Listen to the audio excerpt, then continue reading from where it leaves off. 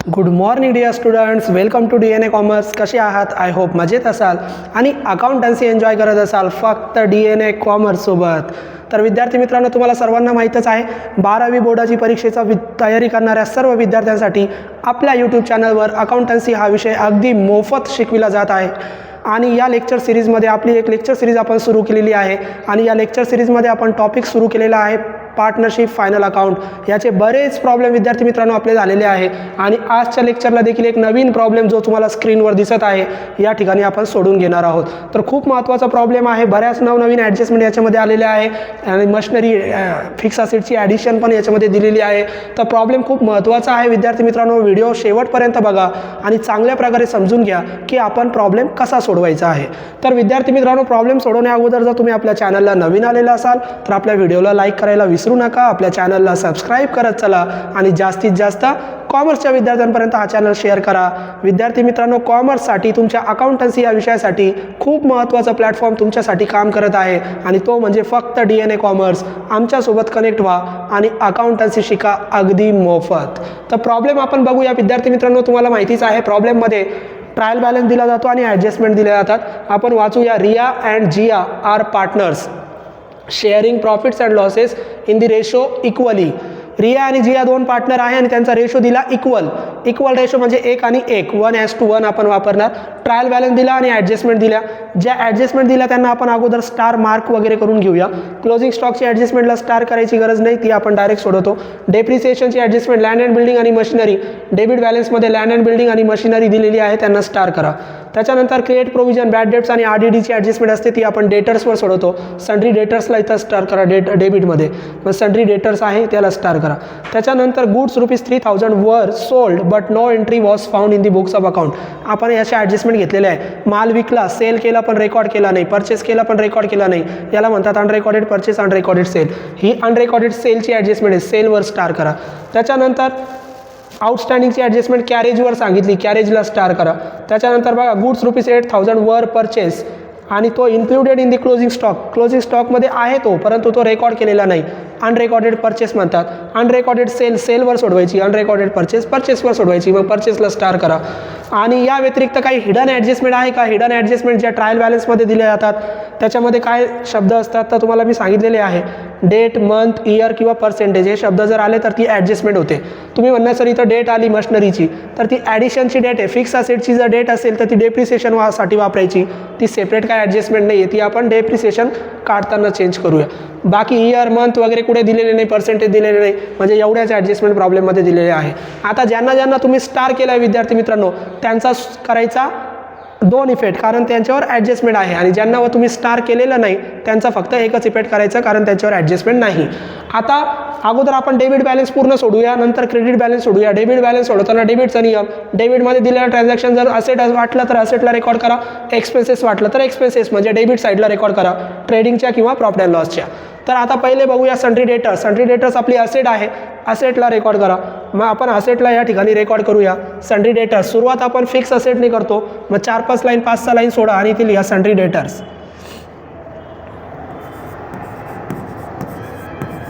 Sundry debtors. आता डेटर्सवर बऱ्याच adjustment आहे, अनरेकॉर्डेड सेलची पण आहे आणि RDD बॅड डेट्स पण ॲडजस्टमेंट आपण सोडवतो. डेटर्सची अमाऊंट नेहमी इनरला लिहित चला. आपण प्रॉब्लेम छोटा करूया आणि सोल्युशन आणि प्रॉब्लेम तुमच्या समोरच आहे, लक्ष द्या. तर डेटर्सची अमाऊंट इनरला लिहा 40,000. याच्यावर ॲडजस्टमेंट आपण सगळ्यात शेवटी सोडूया. डेटर्स, RDD वगैरे. परचेस आपल्याला माहिती आहे, परचेस आपण ट्रेडिंग अकाउंटच्या डेबिटला रेकॉर्ड करतो, परंतु ट्रेडिंग अकाउंटच्या डेबिटची सुरुवात नेहमी ओपनिंग स्टॉकने होते. तर नेहमी ओपनिंग स्टॉकने सुरुवात करा. To opening stock. अगोदर ओपनिंग स्टॉकची अमाऊंट लिहून घ्या. मग ओपनिंग स्टॉक इथं बघा दिलेला आहे डेबिटमध्ये, इथं दिला बघा ओपनिंग स्टॉक 18,000. मग डायरेक्ट आउटरला लिहा, याच्यावर काय ॲडजस्टमेंट नसते. आणि ते लिहिल्यानंतर आता लिहा टू परचेस.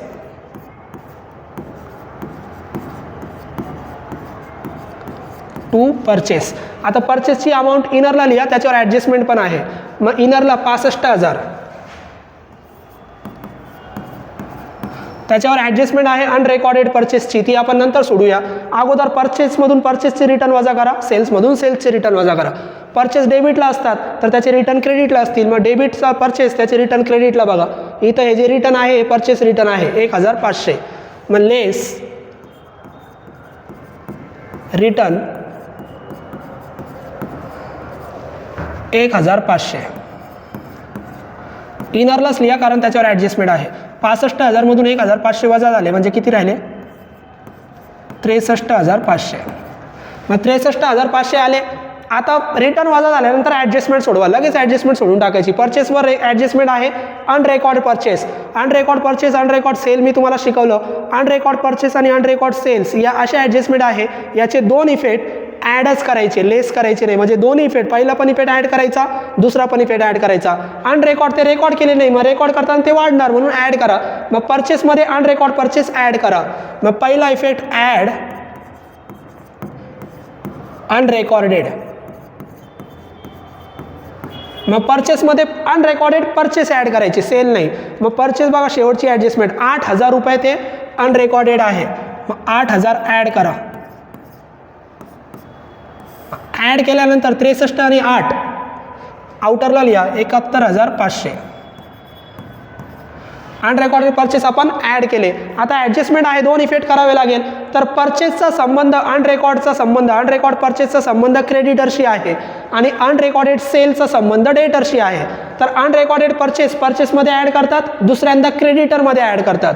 मग क्रेडिटरला ॲड करा. मग क्रेडिटर असतात लायबिलिटीला, लायबिलिटीची सुरुवात कॅपिटलने होते. आपल्याकडे करंट अकाउंट आहे का, तर आपण बघितलेलं आहे या ट्रायल बॅलन्समध्ये करंट अकाउंट नाही. म्हणजे आपण फक्त trading account, profit and loss account आणि बॅलन्स शीट बनवणार, करंट अकाउंट नाही आहे. तर कॅपिटलमध्येच आपण ॲडलेस करणार. कॅपिटलला जागा सोडा आणि लिहा सन्ड्री क्रेडिटर्स. 5 लाईन सोडा आणि लिहा सन्ड्री क्रेडिटर्स.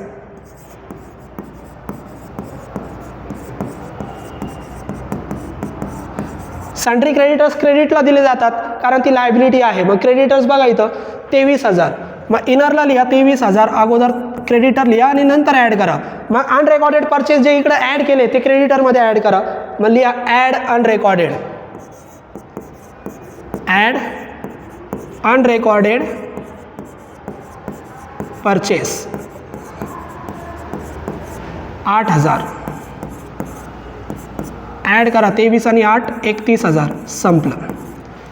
दोन इफेक्ट संपले. अनरेकॉर्डेड परचेसचा पहिला इफेक्ट परचेसमध्ये ॲड करा, दुसऱ्यांदा तो क्रेडिटर्समध्ये ॲड करा.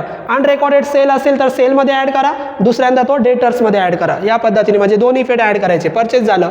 हे रिटर्न कोणते, तर डेबिटला आलेले रिटर्न हे सेल्स रिटर्न असतात कारण सेल्स क्रेडिटला असतो, त्याचे रिटर्न डेबिटला असतात. मग सेल्समधून सेल्स रिटर्न वजा करा. तर अगोदर रिटर्न वजा करण्यासाठी अगोदर सेल्स लिहा, क्रेडिटला बाय सेल्स. इनरला मग सेल्सची अमाऊंट 85,000 इनरला लिहा, लेस रिटर्न. सेल्समधून सेलचे रिटर्न वजा करायचे, परचेसमधून परचेसचे रिटर्न आणि रिटर्नचा एकच इफेक्ट करायचा. सेल्स क्रेडिटला आलं तर त्याचे रिटर्न कुठं असतील, डेबिटला. मग डेबिटला आलेले रिटर्न सेल्स रिटर्न 800. मग वजा करा 800. 85,000 मधून 800 गेले म्हणजे 84,200 झालं रिटर्न. आता अनरेकॉर्डची ॲडजस्टमेंट सोडवायची. अनरेकॉर्डेड परचेस परचेसमध्ये ॲड, तर अनरेकॉर्डेड सेल सेलमध्ये ॲड. तर याच्यामध्ये ॲड करा ॲड अनरेकॉर्डेड सेल, अनरेकॉर्डेड. मग सेलची ॲडजस्टमेंट बघा. अनरेकॉर्डेड सेल इथं 4 नंबरची किती आहे, 3,000चे सेल अनरेकॉर्ड आहे. मग ॲड करा 3,000. मग 84,200 आणि हे 3,000 म्हणजे किती जाणार, 87,200. आता अनरेकॉर्डेड सेल ही ॲडजस्टमेंट आहे, दोन इफेक्ट करावे लागतील. मग परचेसचे अनरेकॉर्ड क्रेडिटमध्ये ॲड केले, सेल्सचे अनरेकॉर्ड डेटर्समध्ये ॲड करायचे. मग डेटर्स आपण लिहिलेले, डेटर्समध्ये ॲड करा ॲड अनरेकॉर्डेड सेल्स. किती, 3,000. आणि इनरलाच लिहा कारण याच्यावर RDD बॅड डेटची ॲडजस्टमेंट आपल्याला सोडवायची बाकी आहे. 43,000. संपलं. अनरेकॉर्डेड परचेस अनरेकॉर्डेड सेलचे दोन इफेक्ट काय करणार, तर दोन्ही इफेक्ट ॲड करायचे. परचेसचे अनरेकॉर्ड परचेसमध्ये ॲड करा, सेल्सचे अनरेकॉर्ड सेल्समध्ये ॲड करा. दुसऱ्यांदा परचेसचे अनरेकॉर्ड क्रेडिटर्समध्ये ॲड करा, सेल्सचे अनरेकॉर्ड डेटर्समध्ये ॲड करा. संपलं. रिटर्न पण झालं, सेल्स रिटर्न. ओपनिंग स्टॉक झालं. Land and building, land and building आपली असेट आहे, फिक्स असेट. सुरुवातीलाच आपण लिहिलेलं आहे, तर लिहा लँड अँड बिल्डिंग. जागा आपण सोडलेली आहे, फिक्स असेटवरतीच लिहायच्या. Land and building, land and बिल्डिंगवर विद्यार्थी मित्रांनो ॲडजस्टमेंट आहे म्हणून इनरला लिहा. लँड अँड बिल्डिंगची अमाऊंट आहे 10,000 इनरला. डेप्रिसिएशनची ॲडजस्टमेंट आहे, डेप्रिसिएशनचा पहिला इफेक्ट लेस. किती टक्के डेप्रिसिएशन लँड अँड बिल्डिंग बघा 5%, मग लेस 5% डेप्रिसिएशन, 5% डेप्रिसिएशन. मग एक 0 कट केला तर 1,000, 10%, मग त्याचे निम्मे किती 500, मग 5% किती आले 500, मग 10,000मधून 500 गेले, आउटरला किती 9,500. आता दुसरा इफेक्ट करायचा, डेप्रिसिएशन पहिल्यांदा लेस करतात, दुसऱ्यांदा प्रॉफिट अँड लॉसच्या डेबिटला. मग प्रॉफिट अँड लॉस अकाउंटच्या डेबिटला सुरुवातीला आपण खर्च लिहितो बरेच, मग इथं 2 4 4 5 लाईन सोडा आणि मग लिहा 2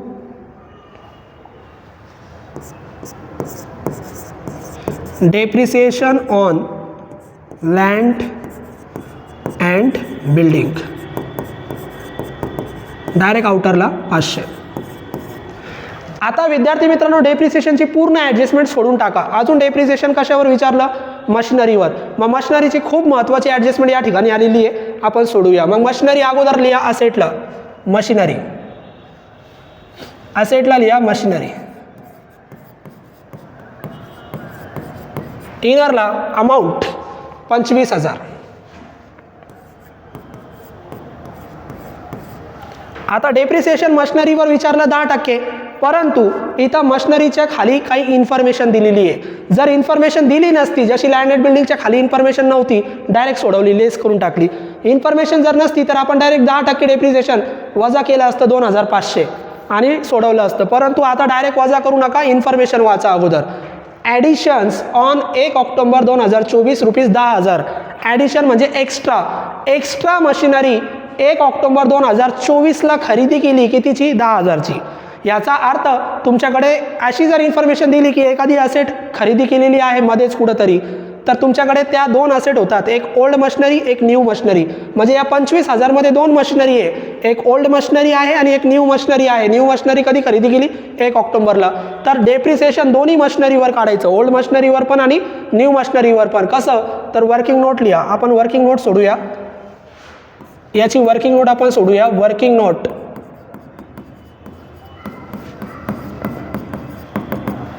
मशिनरी, काय नाव आहे मशिनरी. मग मशिनरीची अमाऊंट पहिल्यांदा घ्यायची ट्रायल बॅलन्सची, किती 25,000. मग मशिनरी आहे 25,000, परंतु या मशिनरीमध्ये 2 मशिनरी आहे, ओल्ड आणि न्यू. मग त्या वेगवेगळ्या करा. एकाला नाव द्या ओल्ड मशिनरी, एकाला नाव द्या न्यू मशिनरी. मग कशा ओळखायच्या, या न्यू म्हणजे ही जी इन्फॉर्मेशनमध्ये दिली, कधी 1 ऑक्टोबर 2024ला खरेदी केली, कितीची 10,000ची. मग मला सांगा 25,000 पैकी 10,000 जर तुमची नवीन मशिनरी असेल तर शिल्लक राहिलेली जुनी. मग 25,000मधून 10,000 जर गेले तर शिल्लक किती राहिले 15,000. 15,000ची मशिनरी ही जुनी मशिनरी आहे. म्हणजे इन्फॉर्मेशन ॲडिशनची दिली तर 2 असेट तयार होतात, ओल्ड आणि न्यू. न्यू म्हणजे ही इन्फॉर्मेशनची, मग इन्फॉर्मेशनची न्यू 10,000, ओल्ड 15,000. काय करायचं, जी जुनी आहे ती आपल्याकडून पहिल्या तारखेपासून आहे, म्हणजे सुरुवातीपासून आहे, आणि ही मधून आली आपल्याकडे. कधी आली ही आपण खरेदी केली 1 ऑक्टोबर 2024, परंतु याची काय डेट नाही, म्हणजे पूर्ण आपल्याकडे पहिल्या दिवसापासून आपण वापरतोय. मग जी ओल्ड असेट असते ना, ओल्ड मशिनरी, त्याच्यावर पूर्ण डेप्रिसिएशन काढायचं 12 महिन्याचं. मग डेप्रिसिएशन किती टक्के सांगितलं आपल्याला 10%. मग डायरेक्ट डेप्रिसिएशन वजा करायचं 15%वर. 10% depreciation, 10% depreciation for 12 month, 12 month, 12 महिन्याचं काढायचं. मग कसं काढायचं, 15,000 इंटू 10%. मग 15,000 वर 10% डेप्रिसिएशन काढा. मग 15,000मधून एक 0 कट केलं म्हणजे किती आलं 1,500. म्हणजे जसं आपण डेप्रिसिएशन काढतो तसं, म्हणजे याच्यावर पूर्ण ओल्ड असेटवर पूर्ण डेप्रिसिएशन काढा 1,500. आता ही नवीन जी असेट आहे ना त्याच्यावर पूर्ण डेप्रिसिएशन नाही काढायचं, याच्या डेटनुसार डेप्रिसिएशन काढायचं. मग कधी खरेदी केली 1 ऑक्टोबर. मग 1 ऑक्टोबरपासून 31 मार्चपर्यंत टाईम मोजायचा. किती टाईम होतो? मग ऑक्टोबरची 1 तारीख म्हणजे ऑक्टोबर पूर्ण घ्या. ऑक्टोबर, नोव्हेंबर, डिसेंबर, जानेवारी, फेब्रुवारी, मार्च 6 महिने. हे आपण ऑक्टोबरपासून वापरतोय. मग ऑक्टोबरपासून वापरताय म्हणून ऑक्टोबरपासूनच डेप्रिसिएशन घ्यायचं, पूर्ण डेप्रिसिएशन घ्यायचं नाही. जुन्यावर पूर्ण डेप्रिसिएशन एका वर्षाचं 1500. परंतु याच्यावर डायरेक्ट 10% 10,000वर नाही काढायचे आणि 10% काढल्यानंतर एका वर्षाचे नाही काढायचे. तर 1 ऑक्टोबरपासून 31 मार्च. मग इथे लिहा 1 ऑक्टोबर टू 31 मार्च. किती महिने होतात? 6 मंथ. 6 महिन्याचं डेप्रिसिएशन काढायचं आहे आपल्याला. म्हणजे 10% डेप्रिसिएशन फॉर 6 मंथ. किती महिन्याचा काढायचं आहे? 6 महिन्याचा. आणि जुन्यावर किती काढला? एका वर्षाचा डायरेक्ट 1500. आता कसं काढायचं? तर अमाऊंट किती? 10,000. मग मला सांगा 10,000 गुणिले 10%. मग किती आलं? 10,000 गुणिले 10%. 10,000वर 10% म्हणजे 1,000. किती आलं? 1,000. आणि आलेलं डेप्रिसिएशन हे एका वर्षाचं असतं. आलेलं डेप्रिसिएशन हे एका वर्षाचं असतं. आपल्याला एका वर्षाचं नाही, आपल्याला किती महिन्याचं पाहिजे? 6 महिन्याचं. मग एका वर्षामध्ये 12 महिने. मग 12 महिन्याचं जर 1,000 तर 6 महिन्याचं म्हणजे त्याचं निम्म करायचं. मग 6 मंथ डेप्रिसिएशन किती? म्हणजे आलेल्या डेप्रिसिएशनचं निम्म म्हणजे किती? 500. म्हणजे आपलं डेप्रिसिएशन किती आलं? 6 महिन्याचं 500 आणि याच्यावर एका वर्षाचं किती? 1500. मग इथं लिहायचं टोटल डेप्रिसिएशन. टोटल डेप्रिसिएशन किती? जुन्या याच्यावर 1500, नवीन याच्यावर 500 म्हणजे किती आलं? 2,000. टोटल डेप्रिसिएशन किती आलं? 2,000. या पद्धतीने तुम्हाला डेप्रिसिएशन काढता आलं पाहिजे. जर इन्फॉर्मेशन दिली ॲडिशनची तर ॲडिशन जेव्हापासून झालं तेव्हापासून नवीन असेट असेल, नवीन डेप्रिसिएशन काढा 6 महिन्याचं आणि जी जुनी आहे त्याच्यावर पूर्ण काढा. मग पूर्ण म्हणजे डायरेक्ट 15,000वर 10% किती? 1500. पूर्ण आलं जुन्यावर. नवीनवर फक्त टाईम मोजायचं. ज्या तारखेला खरेदी केली तिथून 31 मार्चपर्यंत 6 महिने. मग 6 महिने काढा. 10% 10,000वर किती येतात? 1,000. 10,000वर 10% 1,000. पण आलेलं उत्तर एका वर्षाचं असतं. आपल्याला 6 महिन्याचंच पाहिजे. मग 6 महिन्याचं किती? त्याचे निम्मे 500. मग टोटल डेप्रिसिएशन 2,000. या पद्धतीने सोडवा. आता असेटमध्ये या लेस 10% डेप्रिसिएशन आणि 2500 येणार नाही तर किती येणार? 2,000 वर्किंग नोटनुसार. वजा करा आउटरला 23,000. या पद्धतीने विद्यार्थी मित्रांनो सोडवता आला पाहिजे. आता डेप्रिसिएशनचा दुसरा इफेक्ट प्रॉफिट अँड लॉसच्या डेबिटला. प्रॉफिट अँड लॉसच्या डेबिटला टू डेप्रिसिएशन ऑन मशिनरी किती? 2,000. या पद्धतीने तुम्हाला डेप्रिसिएशन सोडवता आला पाहिजे. जर अशी ॲडिशनची डेट जर दिली तर 2 डेप्रिसिएशन काढायचे. कसे 2 डेप्रिसिएशन? जुन्यावर पूर्ण आणि नवीनवर जेवढे होतात तेवढे. या पद्धतीने तुम्ही डेप्रिसिएशन सोडवा. तर आपलं कुठपर्यंत? लँड अँड बिल्डिंगपर्यंत झालं. कॅरेज इनवर्ड सांगितलं तर ट्रेडिंग अकाउंटच्या डेबिटला, कॅरेज आउटवर्ड सांगितलं तर प्रॉफिट अँड लॉसच्या डेबिटला. आणि फक्त कॅरेज शब्द आला तरी मी तुम्हाला सांगितलेलं आहे फक्त कॅरेज शब्द आला, इनवर्ड आउटवर्ड नाही दिलं तर कॅरेज फक्त ट्रेडिंग अकाउंटच्या डेबिटला. मग ट्रेडिंग अकाउंटच्या डेबिटला टू कॅरेज. याच्यावर ॲडजस्टमेंट आहे. इनरला लिहा. आपण स्टार केलं होतं. कॅरेज किती? 1,200. ॲडजस्टमेंट वाचा. ॲडजस्टमेंट नंबर 5 आउटस्टँडिंग सांगितलं. आउटस्टँडिंग आपण ॲड करतो. लिहा ॲड आउटस्टँडिंग.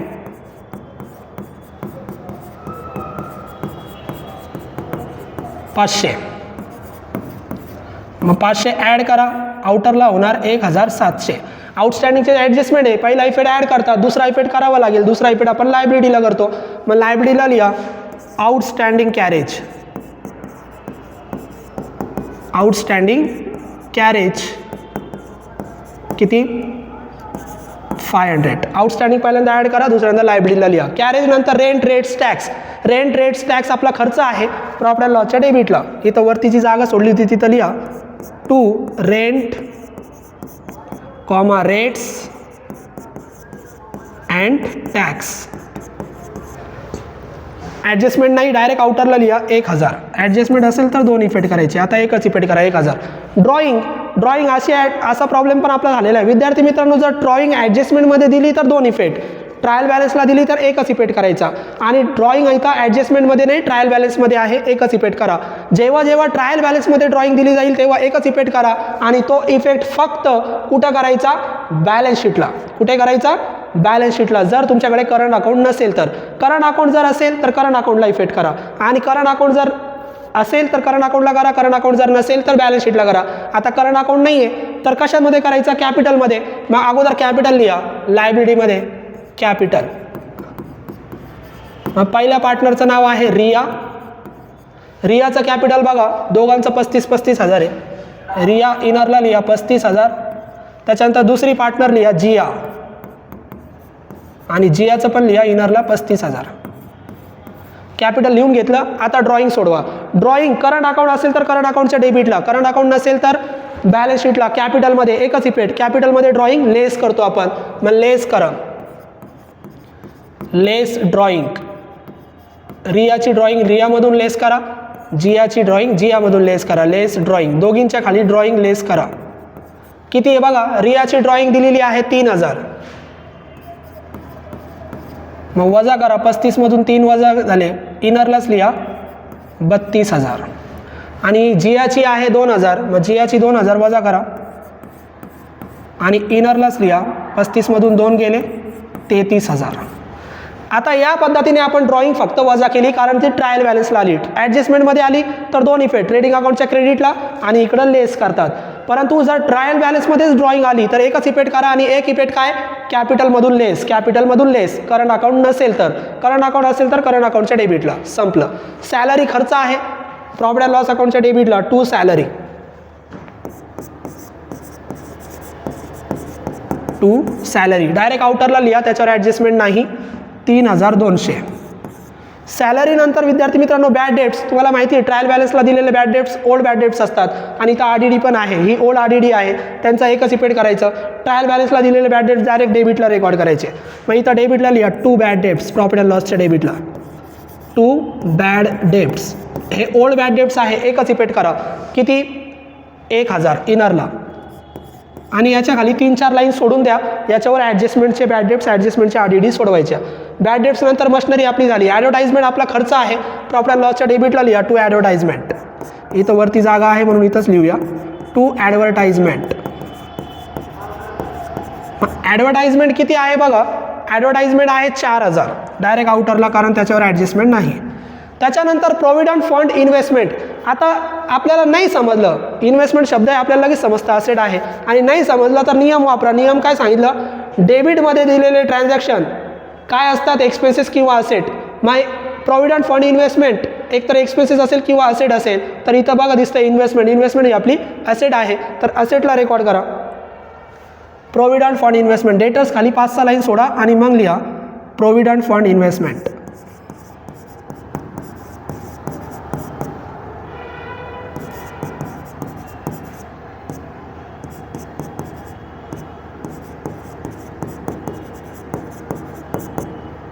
डायरेक्ट आउटरला provident fund investment 18,500.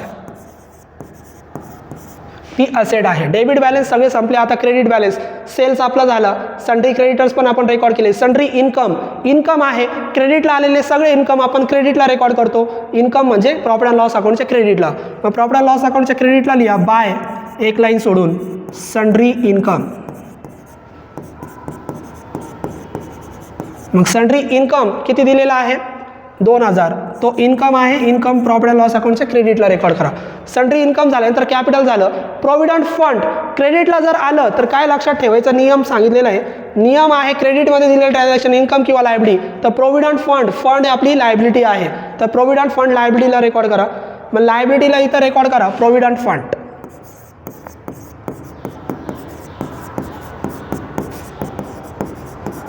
Provident fund. मग प्रोव्हिडंट फंड किती आहे 10,000 डायरेक्ट आउटरला लिहा. प्रोव्हिडंट फंड नंतर रिटर्न ते परचेस रिटर्न होते झाले. Commission pre received. Commission received नाही सांगितलं प्री रिसिव्ड. प्री म्हणजे अगोदर असं शब्द जर आला फक्त कमिशन रिसिव्ड शब्द असतं ना विद्यार्थी मित्रांनो कमिशन रिसिव्ड तर आपण इकडे क्रेडिटला लिहिलं असतं इन्कम म्हणून. परंतु हा इन्कम प्री रिसिव्ड अगोदरच मिळाला म्हणजे ॲडव्हान्स मिळाला. मग एखादा इन्कम ॲडव्हान्स मिळाला असं जर सांगितलं प्री रिसिव्ड तर तो इन्कम म्हणजे क्रेडिटला रेकॉर्ड करू नका. मग तो इन्कम नाही आहे, तो तुमचा काय आहे, क्रेडिटला दिलेलं ट्रान्झॅक्शन तो तुमचा इन्कम नाही, ती तुमची काय आहे, लायबिलिटी आहे. मग तो इन्कम कधी झाला असता, फक्त रिसिव्ड शब्द असतं तर, परंतु प्री रिसिव्ड शब्द आला, प्री रिसिव्ड आला तर तो इन्कम काय होणार, तुमचा लायबिलिटी, कारण तो पुढच्या वर्षाचा आहे, तो चालू वर्षामध्येच मिळाला. ॲडव्हान्स मिळाला म्हणून तो लायबिलिटी झाला या वर्षी. मग लायबिलिटीला रेकॉर्ड करा, इन्कमला रेकॉर्ड करू नका. मग प्री रिसिव्ड कमिशन, मग इथे लिहा लायबिलिटीला कमिशन, प्री रिसिव्ड म्हणा किंवा असं म्हणा, commission received in advance.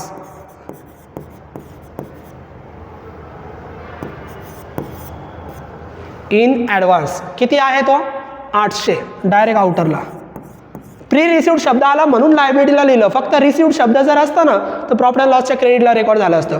Trial बॅलन्सला दिलेली RDD ही ओल्ड RDD आहे आणि ती जी सगळ्यात शेवटी रेकॉर्ड करायची, प्रॉफिट अँड लॉसच्या डेबिटला लेस करायचं ॲडजस्टमेंट झाल्यानंतर. मग ती तशीच राहू द्या, ती सगळ्यात शेवटी. ट्रायल बॅलन्स संपला, आता ॲडजस्टमेंट, ज्या ॲडजस्टमेंट राहिल्या त्या सोडून घ्या. क्लोजिंग स्टॉक राहिली, क्लोजिंग स्टॉकचे दोन इफेक्ट आता आपल्याला माहीत झाले. क्लोजिंग स्टॉक पहिल्यांदा ट्रेडिंग अकाउंटच्या क्रेडिटला, दुसऱ्यांदा बॅलन्स शीटच्या असेटला. मग ट्रेडिंग अकाउंटच्या क्रेडिटला by closing stock, by closing stock किती आहे, क्लोजिंग स्टॉक 23,000. दुसऱ्यांदा ॲडजस्टमेंट आहे, दोन इफेक्ट करावे लागतील. मग दुसऱ्यांदा बॅलन्स शीटच्या असेटला, मग असेटला लिहा क्लोजिंग स्टॉक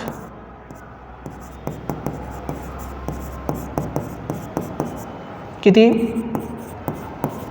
23,000. क्लोजिंग स्टॉक आली 23,000, क्लोजिंग स्टॉक 23,000. त्याच्यानंतर डेप्रिसिएशनची ॲडजस्टमेंट झाली, RDD बॅड डेटची ॲडजस्टमेंट सगळ्यात शेवटी सोडवायची. गुड्स सोल्ड, अनरेकॉर्डेड सेल झालं, आउटस्टँडिंग कॅरेज झालं, अनरेकॉर्डेड परचेस झाले, सगळे ॲडजस्टमेंट झाले. आता फक्त बॅड डेट्स RDDची ॲडजस्टमेंट. काय करायचं विद्यार्थी मित्रांनो, मी बऱ्याच वेळेस शिकवलं. ॲडजस्टमेंटमध्ये दिलेले बॅड डेट्स आणि ॲडजस्टमेंटमध्ये दिलेले RDD या न्यू बॅड डेट्स आणि न्यू RDD असतात. त्यांचे दोन इफेक्ट करायचे. पहिला इफेक्ट डेटर्समधून लेस आणि दुसऱ्यांदा प्रॉफिट अँड लॉसच्या डेबिटला ॲड. लेस करताना अगोदर बॅड डेट्स लेस करायचे आणि नंतर RDD लेस करायची. मग इथं बघा काय दिले, बॅड डेट्स का RDD, तर इथं पहिले RDD दिली 5% आणि त्याच्यानंतर बॅड डेट्स दिले. तर अगोदर बॅड डेट्स वजा करा, RDD घेऊ नका. मग लेस, पहिले लेस न्यू बॅड डेट्स आणि ॲडजस्टमेंटमध्ये दिलेले बॅड डेट्स लेस करा. ॲडजस्टमेंटमध्ये किती बॅड डेट्स दिले बघा, 1,000, लेस करा 1,000. लेस करून इनरलाच उत्तर लिहा, 43मधून 1 गेले म्हणजे किती राहिले, 42,000 झाले लेस. आता जे इकडे लेस केले ते प्रॉफिट अँड लॉसच्या डेबिटला ॲड करायचे. मग प्रॉफिट अँड लॉसच्या डेबिटला ॲड करा, या बॅड डेट्समध्ये ॲड न्यू बॅड डेट्स किती, 1,000 झाले. दोन इफेक्ट समजले. ॲडजस्टमेंटमध्ये दिलेले न्यू बॅड डेट्स डेटर्समध्ये लेस करा, प्रॉफिट अँड लॉसच्या डेबिटला ॲड करा. आता न्यू RDD, मग न्यू RDD किती सांगितली, 5%, ती पण तशीच सोडवा. इकडे लेस करा डेटर्समध्ये, प्रॉफिट अँड लॉसच्या डेबिटला ॲड करा. मग करा लेस 5% न्यू RDD आणि हे 5% आता कोणत्या अमाऊंटवर काढायचे, जी अमाऊंट डेटरची शिल्लक राहिली त्या अमाऊंटवर. मग किती शिल्लक राहिली, 42,000. म्हणून तुम्हाला सांगितलं new bad debts new RDD दोन्ही जर दिले ना तर अगोदर बॅड डेट्स वजा करत चला. मग बॅड डेट्स वजा झाले, आता 42,000वर 5% काढा. मग 42,000 एक 0 कट केला, 4200 10%, 5% त्याचे निम्मे म्हणजे 2,100. आणि आता संपलं, वजा करून आउटरला लिहा, 42,000मधून 2,100 गेले, 39,900. आता इकडे जी RDD तुम्ही लेस केली ती डेबिटला ॲड करा. मग इकडे या, डेबिटला ॲड न्यू RDD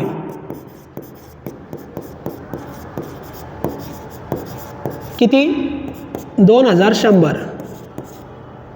संपलं. म्हणजे new bad debts new RDD डेटर्समधून वजा करायची आणि ते न्यू बॅड डेट्स आणि न्यू RDD बॅड डेट्समध्ये डेबिटला ॲड करायचे. कोणते, ॲडजस्टमेंटचे. संपले. आता फक्त RDD राहिली, कोणती, ट्रायल बॅलन्सची.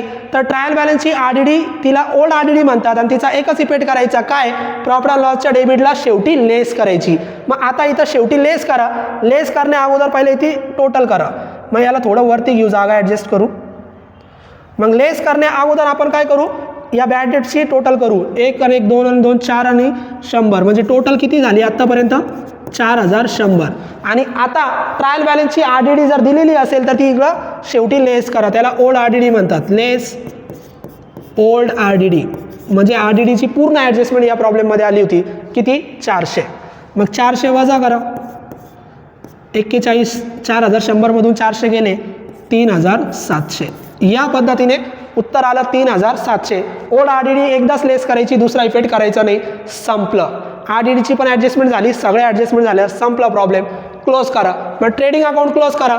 ट्रेडिंग अकाउंट क्लोज करताना जर विद्यार्थी मित्रांनो ट्रेडिंग अकाउंट क्लोज करताना डेबिट क्रेडिट चेक करा. मला वाटतं डेबिटच जास्त आहे. मग डेबिटची टोटल करा, 87 आणि 3 9 आणि 2 110 1,10,200.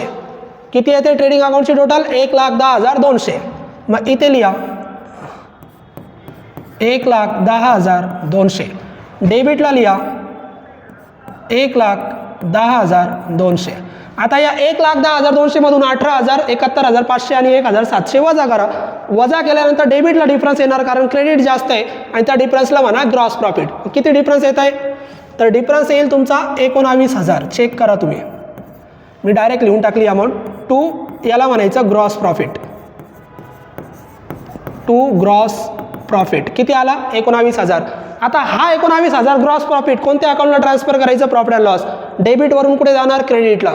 मग क्रेडिटला लिहा बाय, इथे जागा सोडली होती आपण, तिथे लिहा ग्रॉस प्रॉफिट. किती? डायरेक्ट आउटरला 19,000. आणि आता profit and loss account close करा. तर चला मग profit and loss account close करू, थोडी जागावरती ॲडजस्ट करू. मग profit and loss account close करा. प्रॉफिट अँड लॉस अकाउंटच्या डेबिटला खूप लहान संख्या दिसतात, म्हणजे हीच मोठी आहे. 19 आणि 2 21,000. मग क्रेडिटला लिहा 21,000. डेबिटला तीच टोटल सेम लिहा 21,000.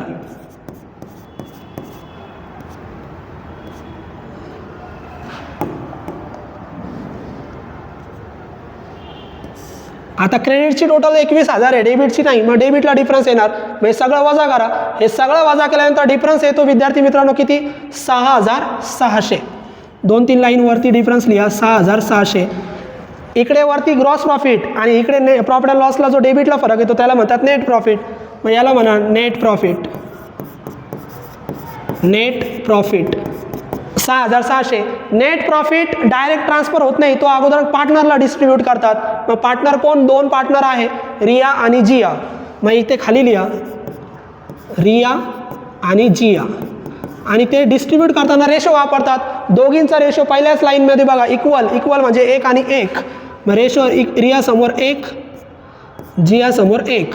मग 6,600चे 2 भाग करायचे. मग 6,600 भागिले 2, मग किती आले? 3300. मग 3300 रियाला आणि 3300 जियाला. मग रियाच्या समोर लिहा 3,300 आणि जियाच्या समोर लिहा 3,300. आता या पद्धतीने ते प्रॉफिट तुम्ही वाटा. हे आपण इरेज करू, दाखवलं फक्त मी तुम्हाला इक्वल कसं वाटलं. आता हा नेट प्रॉफिट कुठे? करंट अकाउंट असेल तर करंट अकाउंटचे क्रेडिटला, कारण इकडे डेबिटला आलं. आणि करंट अकाउंट नसेल तर कॅपिटलमध्ये. मग करंट अकाउंट नाही आहे तर कॅपिटलमध्ये काय करायचं? ॲड करायचं. मग ॲड करा. रियाच्या खाली रियाचं प्रॉफिट ॲड करा. Add net profit.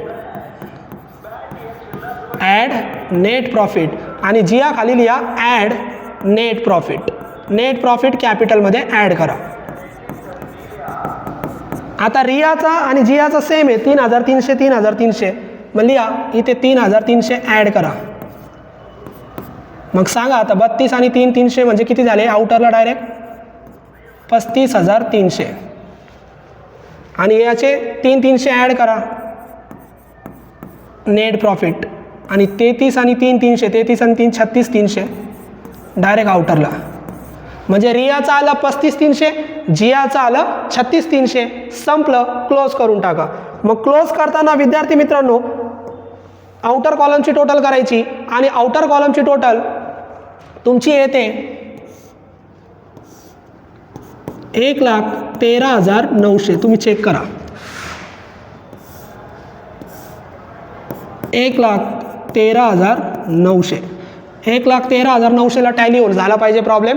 1,13,900ला आपली बॅलन्स शीट या पद्धतीने टॅली होते. तर या पद्धतीने आपण प्रॉब्लेम सोडू शकतो. खूप महत्त्वाचा प्रॉब्लेम होता. ॲडिशनची ॲडजस्टमेंट आली होती. एखाद्या असेटवर ॲडिशन सांगितलं तर 2 असेट तयार होतात, ओल्ड आणि न्यू. तर ओल्डवर पूर्ण डेप्रिसिएशन काढायचं 12 महिन्याचं 1500 आणि न्यूवर त्याच्या तारखेनुसार 6 महिन्याचं. मग 6 महिन्याचं म्हणजे 1 वर्षाचं काढायचं आणि त्याचे निम्मे करायचे 500. या पद्धतीने ते ॲडिशनची ॲडजस्टमेंट सोडवा. बाकीच्या रेग्युलरच होत्या.